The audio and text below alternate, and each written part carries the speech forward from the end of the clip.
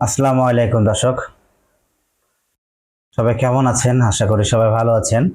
আজকে আরেকটা গুরুত্বপূর্ণ নিউজ নিয়ে আপনাদের সামনে আমি হাজির হয়েছি, নুরুন নবী।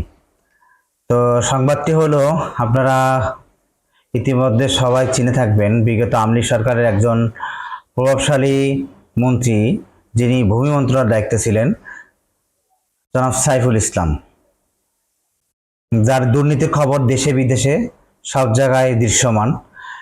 তিনি নামে একটা মামলা হয়েছে। চলুন মামলাটি বিস্তারিত আমরা একটু জানি। ১,১২০ কোটি টাকা পাচার অভিযোগে সাইফুল ইসলাম ও তার স্ত্রীর বিরুদ্ধে মামলা।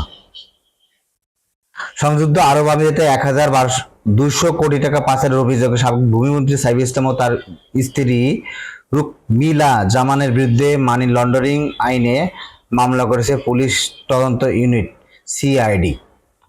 দর্শক, ১,২০০ কোটি টাকার একটা দুবাইতে পাচারের অভিযোগে সাইফুর রহমান ও তার স্ত্রীর নামে একটা মামলা করেছে সিআইডি। এক কর্মকর্তা বাদী হয়ে চট্টগ্রাম মহানগরের কোতোয়ালি থানায় মামলাটি করেন।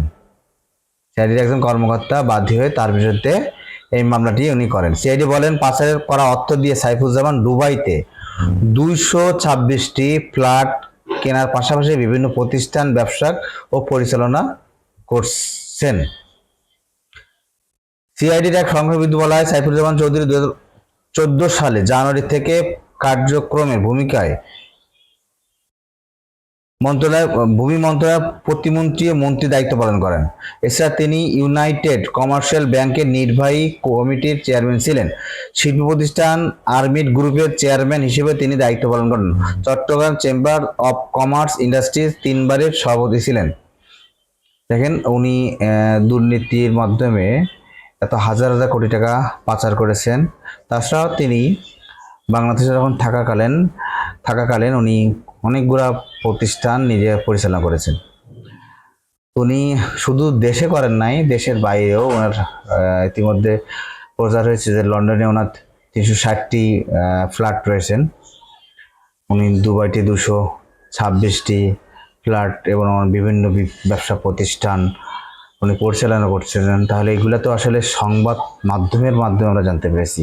এছাড়া ওনাদের কত কোটি টাকা, কত হাজার লক্ষ কোটি টাকা ওনারা আসলে এক একজন দেশ থেকে পাচার করেছেন, ওনারাই ভালো বলতে পারেন।